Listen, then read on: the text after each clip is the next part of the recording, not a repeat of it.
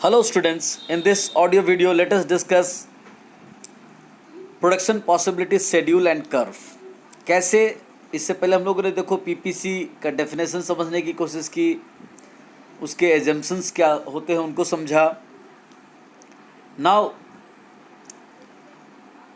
उसको प्रैक्टिकली समझते हैं कि पीपीसी का जो शेड्यूल या कर्व है वो पहले तो शेड्यूल बनेगा, एक टेबल बनेगा जिसमें अगर हम दो चीज़ों का प्रोडक्शन कर सकते हैं एक्स और वाई, तो दोनों का अलग अलग सेट होगा कि क्या क्या पॉसिबल कॉम्बिनेशंस, ऑल्टरनेटिव कॉम्बिनेशंस हैं प्रोडक्शन के, और फिर उसको हम ग्राफ पर जब प्लॉट करेंगे तब पीपीसी यानी प्रोडक्शन पॉसिबिलिटी कर्व ग्राफ बन के आएगा।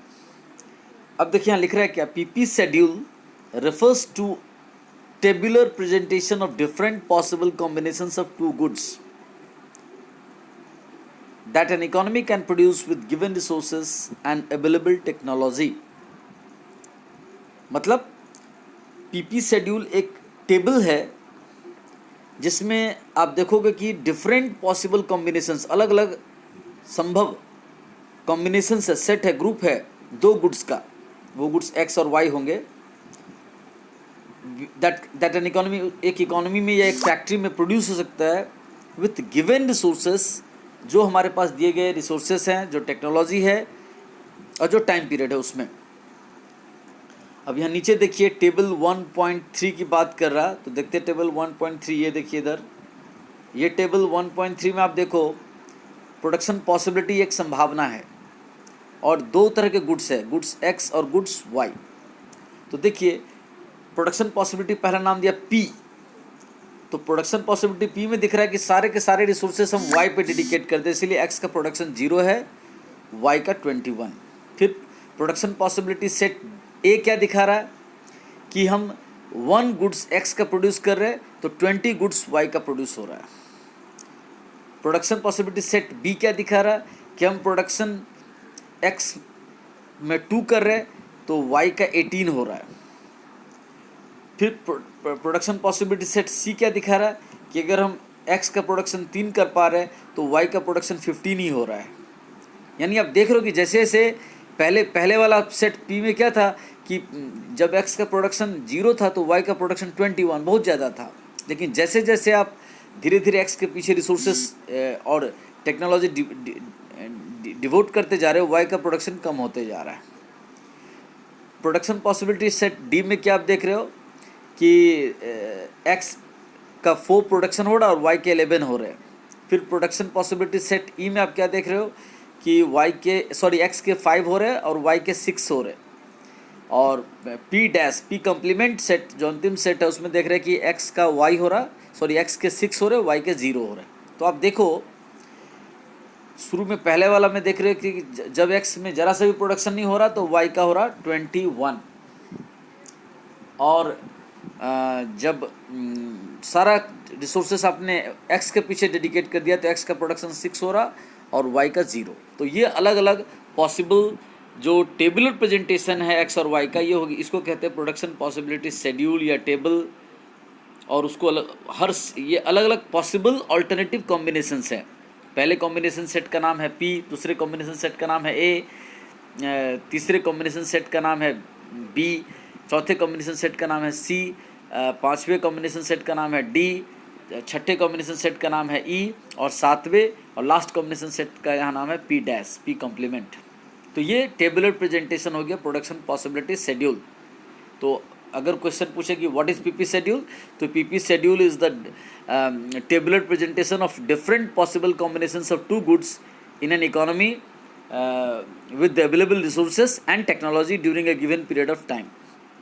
ये हो गया हमारा पीपी शेड्यूल का एक डेफिनेशन जो मैंने अपने खुद से बोला। यहाँ तो डेफिनेशन आपको दिया ही है, क्या लिखा है कि PP schedule refers to tabular presentation of different possible combinations of 2 goods that an economy can produce with given resources and available technology।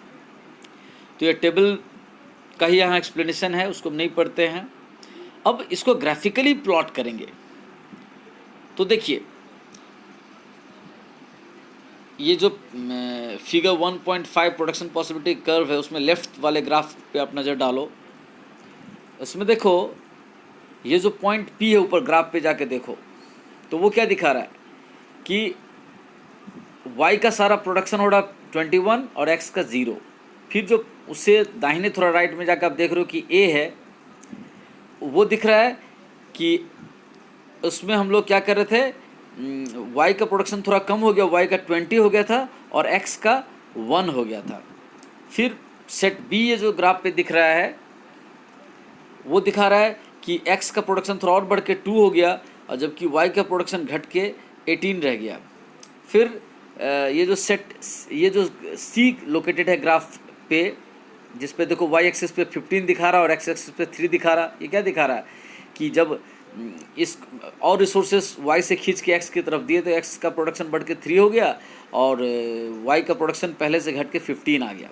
फिर d नंबर पॉइंट को देखो ग्राफ पे, फिर चेंजेज आया प्रोडक्शन में, तो उसमें देखो आप d से जो परपेंडिकुलर x एक्सिस पर देख रहे हो तो देख रहे हो 4 है और d से परपेंडिकुलर जो y एक्सिस है वो 12 है। यानी ये क्या दिखा रहा कि अब जब d में x में रिसोर्सेस और बढ़ा दिए तो x का प्रोडक्शन बढ़ के 4 हो गया, जबकि y का प्रोडक्शन 12 हो गया, पहले से कम हो गया। इसी तरह से e है, e सेट में क्या दिखा रहा कि x का प्रोडक्शन 5 हो गया और y का प्रोडक्शन 6 हो गया। और लास्ट p कॉम्प्लीमेंट सेट तो ये दिखा रहा है कि x का ही प्रोडक्शन 6 हो रहा है, y 0 हो गया।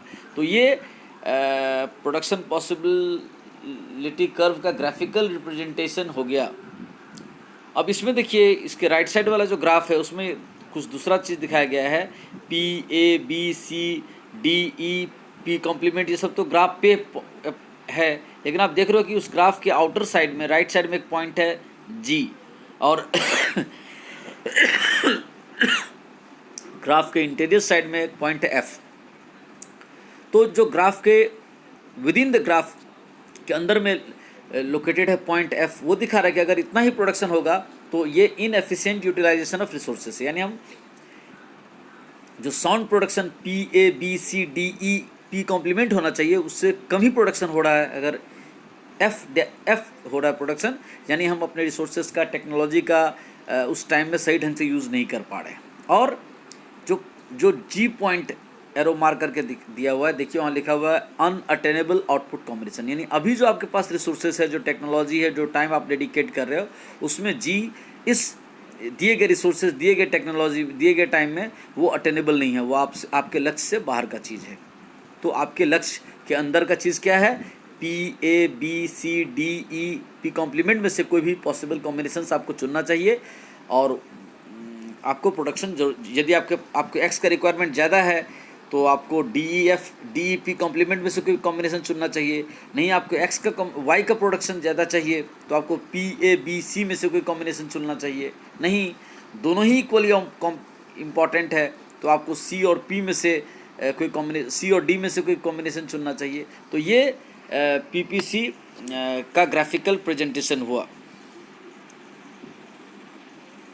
इसको मैं अलग से ग्राफ अभी इसके बाद जो ऑडियो वीडियो डालूंगा उसमें मैं आपको एक खुद से ग्राफ बनाने की कोशिश करूंगा, आप लोग समझने की कोशिश कीजिएगा। Thank you.